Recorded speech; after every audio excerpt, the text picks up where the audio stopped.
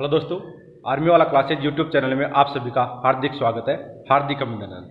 दोस्तों, पिछली कक्षा में हमने बात की थी क्षेत्रमिति से संबंधित सभी टाइप्स की, उनका जो बेसिक नॉलेज था वो हमने क्लियर किया था।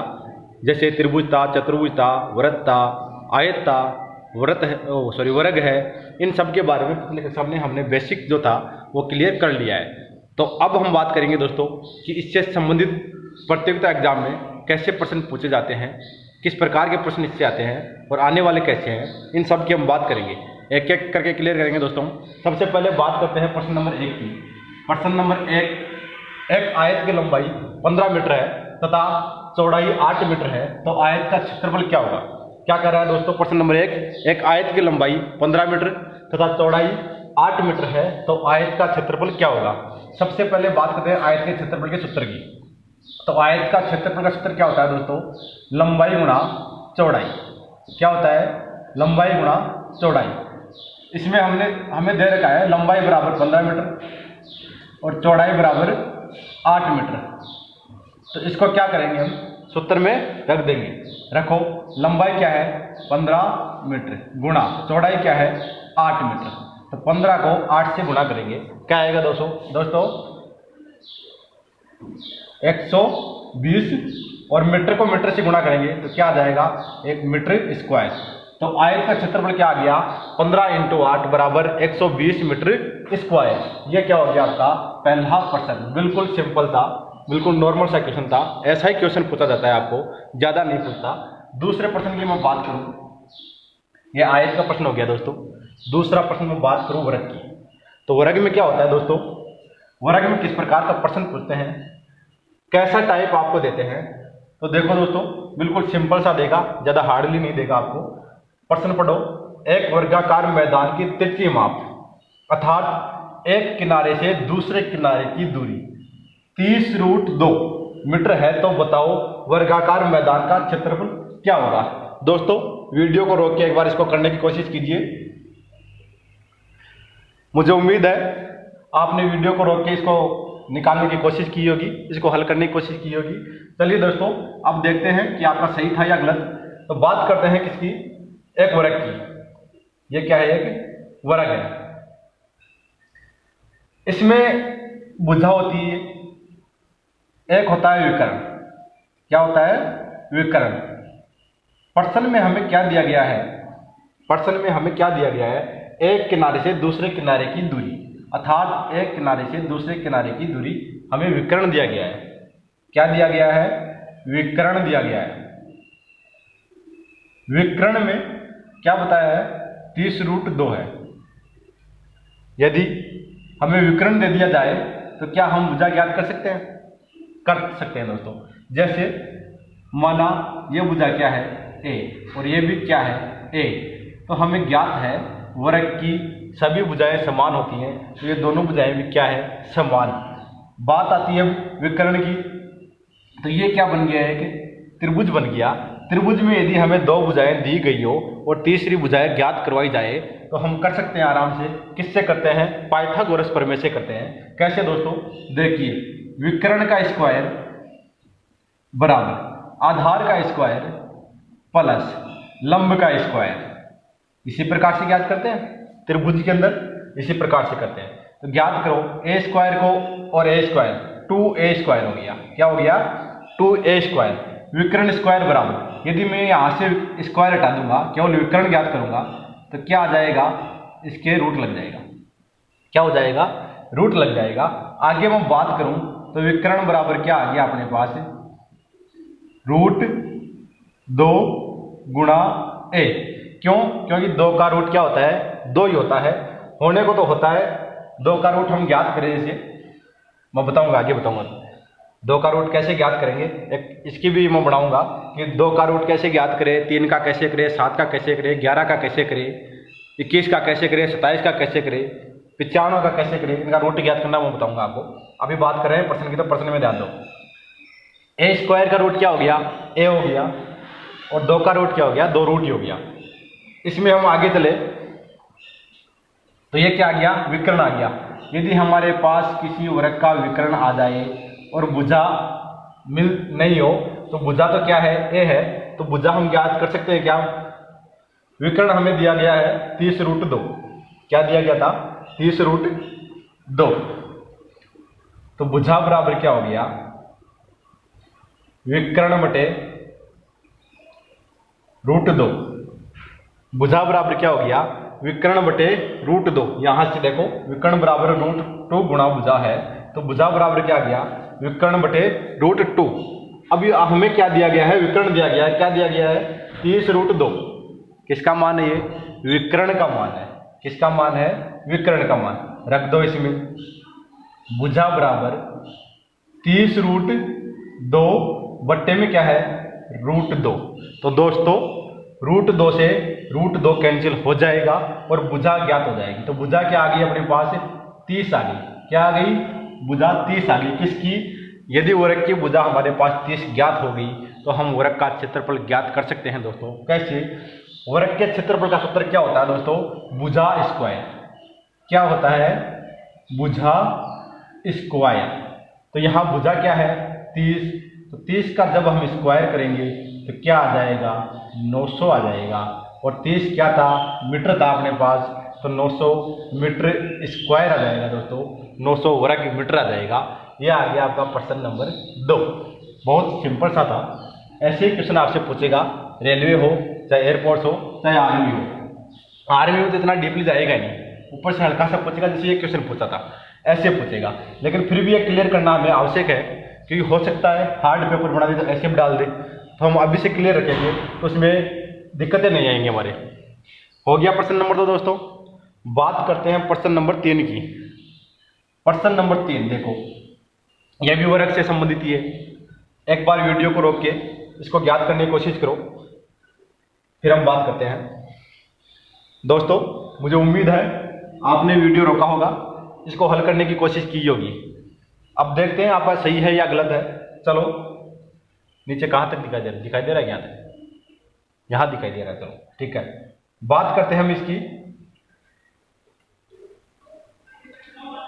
एक वर्ग की भुजा में 20% वृद्धि कर दी जाती है। किसमें? भुजा में। यह कोई वर्ग की भुजा है। यह क्या है? कोई वर्ग की, ये तो आयत नहीं है, यह अपने पास कोई वर्ग है, दिख रहा है? यह कोई वर्ग है, इसकी यह भुजा है। माना हमने ये पहले 100 थी, तो ये भी 100 होगी, सभी 100 हो जाएंगी वर्ग की, क्योंकि सभी भुजाएं समान होती है। यदि वर्ग की पहले भुजा 100 थी, अब क्या कर दिया गया? इसमें वृद्धि कर दी गई। कितनी? 20% वृद्धि कर दी जाती है। तो करो 20% मतलब 100 का 20% क्या हो गया? 100 का 20% 20 हो गया। तो टोटल कितनी हो गई? 120। अब क्या हो गई वर्ग की भुजा? 120 हो गई। अब वर्ग की भुजा 120 हो गई दोस्तों। तो वर्ग का क्षेत्रफल ज्ञात कीजिए। तो वर्ग का क्षेत्रफल में क्या अनुपात होगा? नए और पुराने में पूछ रहा है। वर्ग का नया क्षेत्रफल तथा वर्ग का पुराना क्षेत्रफल क्या होगा? तो इससे तो ज्ञात करेंगे तो पुराना क्षेत्रफल आएगा, और इससे ज्ञात करेंगे तो नया क्षेत्रफल आएगा। अभी हमने ज्ञात किया था वर्ग के क्षेत्रफल का सूत्र क्या होता है दोस्तों? भुजा स्क्वायर। क्या होता है?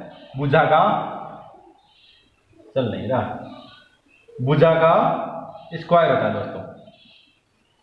भुजा स्क्वायर, भुजा स्क्वायर होता है, इधर देखो वहां नीचे दिखाई नहीं देगा। भुजा स्क्वायर होता है, तो पहले क्या थी? भुजा 100 थी, तो हमने 100 का स्क्वायर कर दिया। क्या कर दिया? 100 का स्क्वायर कर दिया। और नए वाले में क्या हो गई? 120 हो गई भुजा, तो इसमें 120 का क्या कर दिया? स्क्वायर कर दिया। तो ये तो नए वाले का क्षेत्रफल आ गया, और ये पुराने वाले का क्षेत्रफल आ गया दोस्तों। नए वाले का क्षेत्रफल क्या आया? एक मिनट।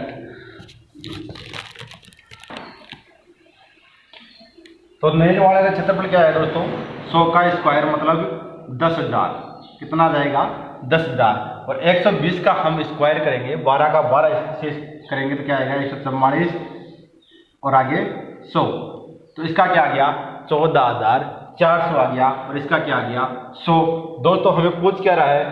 वर्ग का नया क्षेत्रफल। नया क्षेत्रफल क्या है? 14,400 तथा पुराने क्षेत्रफल में अनुपात। नए और पुराने में पूछ रहा है, तो इधर नया डालेंगे हम और इधर क्या डालेंगे? पुराना। रख दिया। इसका अनुपात हम ज्ञात करेंगे। 2 0 से 2 0 कट गई, आगे बात करूं तो 144 और 100 आ गया, ये 2 से कट रहा है, ये 72 हो जाएगा, ये 50 हो जाएगा।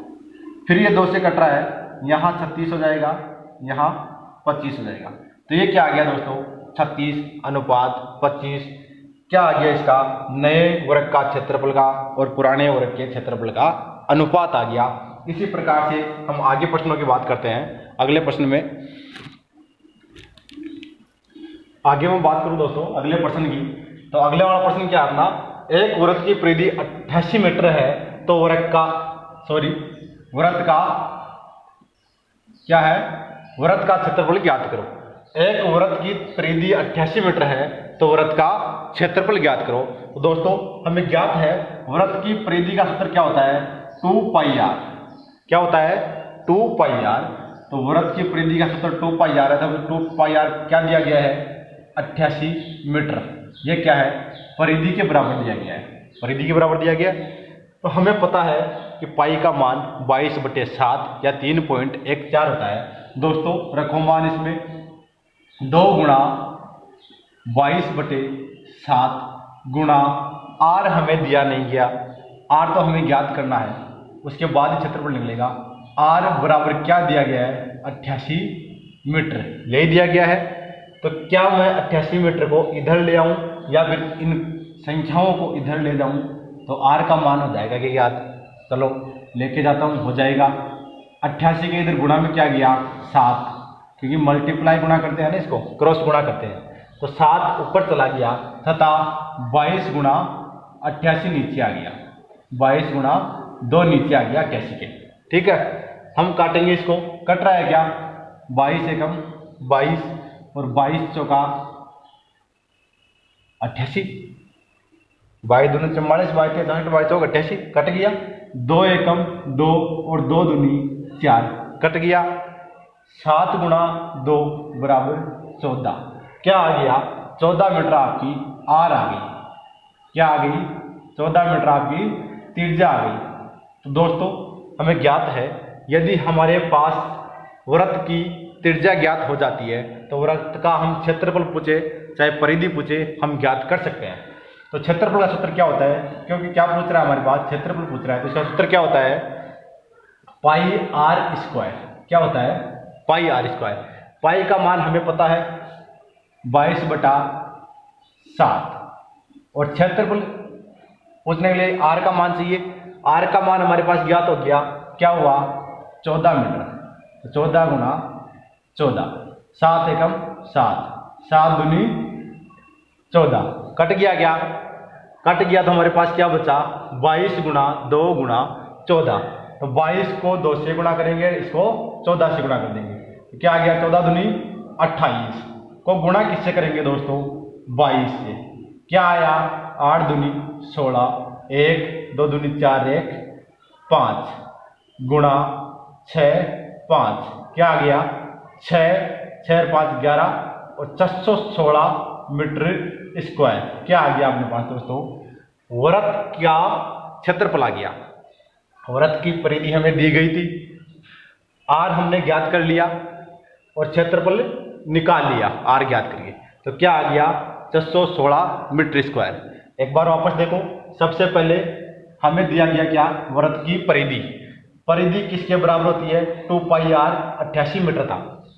क्या था, 2πr 88 मीटर था। तो इससे हमने r ज्ञात कर लिया, क्योंकि 2 हमारे पास है, 88 है, इसका मान हमारे पास ज्ञात था 22/7। इस प्रकार r हमने ज्ञात कर लिया। फिर क्षेत्रफल के सूत्र में इसको r को रख दिया, क्या आ गया अपने पास, 416 मीटर स्क्वायर। इसी प्रकार दोस्तों आगे वाले प्रश्न की हम बात करते हैं। एक वृत्त की परिधि तथा उसके व्यास का अंतर 60 सेमी है। परिधि अभी हमने ज्ञात की, क्या होती है, 2πr तथा व्यास का अंतर 60 सेमी होता है। तो परिधि में से व्यास निकाल दे तो क्या अंतर बच जाएगा, क्या बच जाएगा दोस्तों। परिधि 2πr है और व्यास क्या होता है, 2r, त्रिज्या का दुगुना व्यास होता है। इसके बराबर क्या मान दिया गया अपने पास, 60 सेमी दिया गया है। क्या, बिल्कुल दिया गया है साहब। 2πr माइनस 2r, इनमें से मैं यदि 2 कॉमन ले लूँ, क्या कॉमन ले लूँ, 2 कॉमन ले लूँ, तो क्या बच गया, पाई आर माइनस आर बच गया बराबर 60 सेमी बच गया। इसको आगे सोल्व करूं तो यहाँ पाई आर माइनस का आर बराबर 60/2 बच गया क्योंकि ये 60 के नीचे चला जाएगा। इसको इससे काटूंगा तो क्या 30 आ जाएगा, क्या आ गया 30 सेमी। इसको आगे निकालेंगे तो यहाँ पाई का मान रख दो, क्या करेंगे पाई का मान रख देंगे 22/7 आर माइनस का आर बराबर 30 सेमी। क्या आ गया 22/7 आर माइनस का आर बराबर 30 सेमी। इसको 22/7 आर में से आर निकालेंगे तो लघुत्तम लेकर निकालेंगे दोस्तों।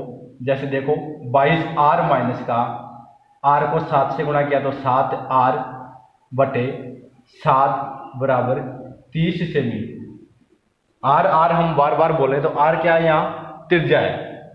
अब 7 इधर चले जाएगा और 22 आर में से 7 आर निकल जाएगी, मतलब 22 त्रिज्या में से 7 त्रिज्या निकल जाएगी। तो क्या बच जाएगा, इधर तो बच जाएगा दोस्तों 15 आर और उधर क्या हो जाएगा 7 21 210 सेमी हो गया दोस्तों। इसको आगे सोल्व करेंगे हम तो क्या आ जाएगा, ये आर इधर छोड़ देंगे तो 210 के नीचे 15 चला जाएगा। किसके नीचे चला जाएगा 210 के नीचे। ये किसके बराबर है आर के। तो क्या 15 का 210 में भाग जा रहा है दोस्तों। 15 एकम 15 बच गया 6 उतारी 0 15 चौके 60। तो क्या आ गया 14 सेमी। क्या आ गई आपके पास त्रिज्या आ गई इसकी, क्या आ गई त्रिज्या। और प्रश्न क्या पूछ रहा है, त्रिज्या हमसे ज्ञात करवा रहा है। किस प्रकार किया दोस्तों, कुछ भी नहीं किया, बिल्कुल नॉर्मल सा था। सबसे पहले वर्त की परिधि हमने पता है 2 पाई आर होती है, वर्त का व्यास हमें पता है 2r होता है। तो उसके बराबर क्या दे रखा है, उसका अंतर 60 सेमी दे रखा है। इसमें आर का मान ज्ञात कर लिया हमने, पाई का मान रख दिया। सिंपल सा था, ज्यादा हार्ड नहीं था, ठीक है। तो आर क्या आ गई 14 सेमी। आगे बात करते हैं हम अगले प्रश्न की, निकालो इसको। वैसे आप हर प्रत्येक प्रश्न में क्या करो, ऐसे वीडियो को रोक दिया करो, हल्का सा रोक के इस प्रश्न को पहले सोल्व किया करो, फिर देखा करो कि हाँ हमारा प्रश्न सही निकला या गलत हुआ, ठीक है। आगे इसमें भी ऐसा ही काम करो। देखो आगे 132 सेमी लंबे तार को मोड़कर, ये कोई एक तार है जिसकी लंबाई कितनी है 132 सेमी है। 132 सेमी लंबे तार को मोड़कर एक वर्ताकार आकृति दी गई। इस तार को मैंने यूं मोड़ दिया, वर्ताकार आकृति होगी का रूप दे दिया जाता है तो उस आकृति का क्षेत्रफल ज्ञात कीजिए। तो क्या यह लंबाई मैं वर्त की परिधि बोल सकता हूं, हो गई ना। तो हमारे पास वर्त की परिधि यदि ज्ञात है तो क्या हम त्रिज्या ज्ञात कर सकते हैं। 2 पाई आर क्या होगी अपने पास 132 सेमी। तो इससे हम आर ज्ञात कर सकते हैं दोस्तों। तो आर इधर रख दो 132 गुणा 7/22 गुणा 2, ठीक है दोस्तों। ये सिंपल चीज थी, लिखी नहीं मैंने। यदि आप चाहो तो मैं लिख देता हूं, जैसे 2 गुणा 22/7 गुणा आर बराबर 132 है, 132 सेमी है। तो इसको वज्र गुणा करने पर यह आकृति आ गई अपने पास, क्या आ गया ये मान आ गया इसको वज्र गुणा करने पर। अब इसको सोल्व कर लेंगे, अपना आंसर आ जाएगा दोस्तों। करो आगे 22 को, सॉरी यदि 2 को 132 से काट दें तो 66 आ जाता है। क्या आ जाता है 66 आ जाता है। और 66 को 22 से काटेंगे तो 3 आ गया। क्या आया 3 आ गया। और 7 को 3 से गुणा करेंगे तो क्या आ जाएगा दोस्तों 21 सेमी। क्या आ जाएगा 21 सेमी। अपने पास क्या आ गई वृत्त की त्रिज्या आ गई। और पूछ क्या रहा है, वृत्त का क्षेत्रफल पूछ रहा है दोस्तों। तो वृत्त का क्षेत्रफल क्या हो जाएगा पाई आर स्क्वायर। तो पाई आर स्क्वायर मतलब 22/7 गुणा 21 गुणा 21, यही होगा। अब इसको हम ज्ञात करेंगे तो 7 एकम 7 और 7 × 21 कट गया, दिख तो रहा है नीचे, हाँ यहाँ तक दिख रहा है। 7 × 21 कट गया। 22 को गुणा किया 3 से तो क्या आ गया 66। आगे क्या बच गया 21। अब हम 21 को 66 से गुणा करेंगे तो क्या आ जाएगा अपने पास, 21 को हम 66 से गुणा करेंगे तो क्या आ जाएगा 6 6 12 2 हासिल 1 6 दूनी 12 1 13 6 8 3 1 1386 सेमी स्क्वायर अपने पास क्या आ जाएगा दोस्तों, इसका क्षेत्रफल आ जाएगा। कौन सी आकृति का, जो हमने एक तार को मोड़कर बनाई आकृति थी, उसका क्षेत्रफल क्या आ जाएगा 1386 सेमी आ जाएगा, 1386 सेमी आ जाएगा। इसी प्रकार दोस्तों आप आगे वृत्त का हो गया प्रश्न, वृत्त का हो गया, आयत का हो गया। अब त्रिभुज और चतुर्भुज का एक एक प्रश्न और बताता हूँ। चलिए दोस्तों आगे हम बात करते हैं, आगे प्रश्न में चलते हैं हम।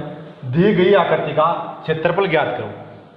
ऐसी आकृति दे दी जाए, ये एक चतुर्भुज है, हमारे को पता है कि समचतुर्भुज का कैसे ज्ञात करते हैं, समांतर चतुर्भुज का कैसे ज्ञात करते हैं, और समलंब चतुर्भुज का क्षेत्रफल कैसे ज्ञात करते हैं, आयत का कैसे ज्ञात करते हैं, वृत्त का कैसे ज्ञात करते हैं।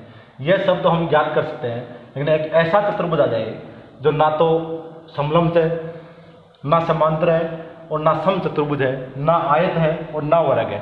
तो ऐसे चतुर्भुज का हम क्षेत्रफल कैसे ज्ञात करेंगे, देखते हैं। चलो सबसे पहले सभी भुजाएं क्या है, असमान। हमें नहीं पता असमान, तो इसका कोई सूत्र बन सकता है, हमारे पास तो बना नहीं था। तो दोस्तों देखो हम कैसे ज्ञात करेंगे इसको। यहाँ से मैं एक विकर्ण डाल दिया, यहाँ से मैंने एक विकर्ण डाल दिया। अब हमें पता है इसी भुजा की लंबाई, इस भुजा की लंबाई, तो क्या मैं ये ज्ञात कर सकता हूँ, कर सकते हैं ना। और इस भुजा की हमें लंबाई ज्ञात है, तो इस भुजा की भी ज्ञात कर सकते हैं, और इसका हम क्षेत्रफल भी ज्ञात कर सकते हैं दोस्तों। तो करो, सबसे पहले यह भुजा हमें ज्ञात नहीं करनी। पहले देखो ये अपने पास एक त्रिभुज बन गया, क्या बन गया, एक त्रिभुज बन गया, यह बन गया। दूसरा त्रिभुज अपने पास ये बन गया,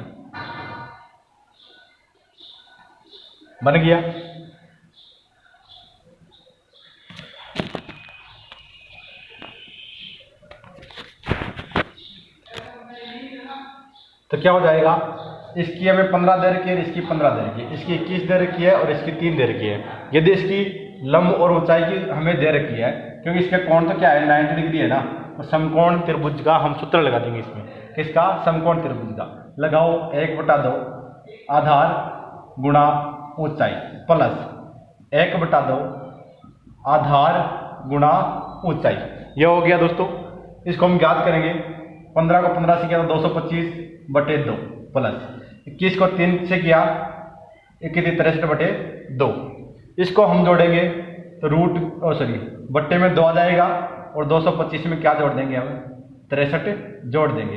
क्या आ जाएगा अपने पास 8 2/2, क्या आ गया 288/2 आ गया दोस्तों। इसको हम आगे तोड़ेंगे तो क्या आ जाएगा 144, क्या आ जाएगा 144 सेमी स्क्वायर, इसका क्या आ गया 100 सेमी स्क्वायर, इसका क्या आ गया दोस्तों, इस आकृति का क्षेत्रफल आ गया।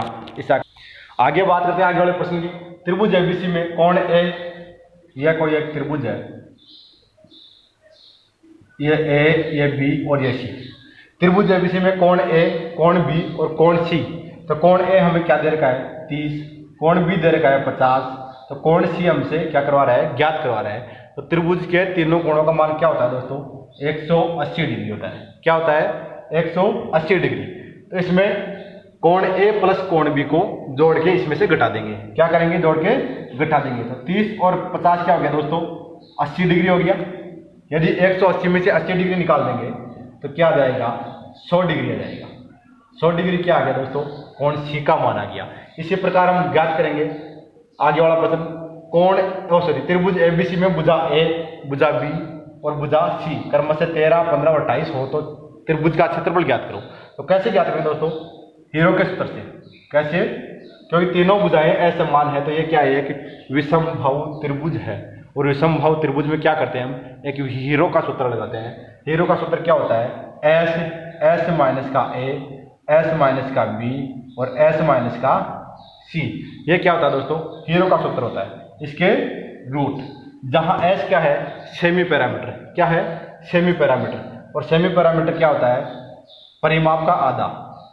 13 + 15 + 28, 13 और 15 28, 28 और 28 56। तो पैरामीटर क्या हो गया, 56 हो गया। तो सेमी पैरामीटर क्या हो जाएगा, 56 का आधा क्या हो गया, 28। क्या हो गया, पैरामीटर 28 हो गया। तो 28 में देखते हैं हम आगे, 28 यहाँ रख दिया। 28 में से ए घटाएंगे, 28 में से बी घटाएंगे, और 28 में से क्या घटाएंगे, सी घटाएंगे। क्या घटाएंगे, सी घटाएंगे। यहां देखो दोस्तों, 28 में से 28 घटाया तो क्या आया, 0 आ रहा है। इसका मान 0 आ गया तो इनका मान कोई महत्व नहीं रखता दोस्तों। इन सभी का मान क्या हो जाएगा, 0 हो जाएगा। त्रिभुज ए बी सी में भुजा ए बी सी क्रमशः ये दी गई है, तो इसका क्षेत्रफल हम ज्ञात करेंगे तो क्या आएगा, 0 ही आएगा दोस्तों। क्यों, क्योंकि गुणा में यदि अपने पास 0 आ जाए, कोई संख्या है चाहे 525 हो, इसे गुणा 0 करेंगे तो ये संख्या क्या हो जाएगी, 0 हो जाएगी। क्यों, 28 में से 28 घटाएंगे तो क्या बच रहा है, 0 बच रहा है। तो इसका क्षेत्रफल क्या आ गया दोस्तों, 0 आ गया। यदि ऐसा कोई त्रिभुज है तो उसका क्षेत्रफल क्या आएगा, 0। इसमें यह त्रिभुज लगभग मेरे हिसाब से ऐसे बनेगा, ऐसे बनेगा ये। तो इसका क्षेत्रफल क्या आ गया, 0 आ गया। आगे देखते हैं दोस्तों, 10वें प्रश्न की बात करते हैं। रोहम्बस का क्षेत्रफल ज्ञात करने का सूत्र क्या होगा। दोस्तों यह प्रश्न और समबाहु त्रिभुज का क्षेत्रफल ज्ञात करने का सूत्र क्या होगा, यह प्रश्न, दोनों प्रश्न आर्मी की एग्जाम में और रेलवे की एग्जाम में दोनों प्रश्न आए हुए हैं। तो दोस्तों आगे भी इनके आने की उम्मीद है। मैंने बताया था रोहम्बस क्या होता है, क्या होता है रोहम्बस, बताया था मैंने, पता होगा आपको। समबाहु त्रिभुज का क्षेत्रफल ज्ञात करने का सूत्र क्या होगा, यह भी आपको पता होगा। रोहम्बस में मैं बात करूं, रोहम्बस में मैं बात करूं